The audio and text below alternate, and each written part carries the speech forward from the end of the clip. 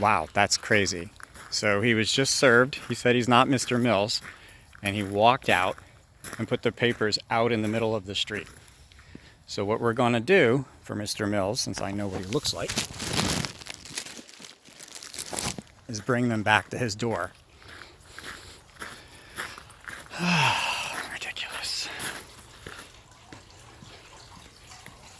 Although he lives on a street where no one really comes down anyway. But anyway. M for Mills. Okay. Well, despite the fact that he wants to put them back out in the street, that does not unserve him. Unbelievable.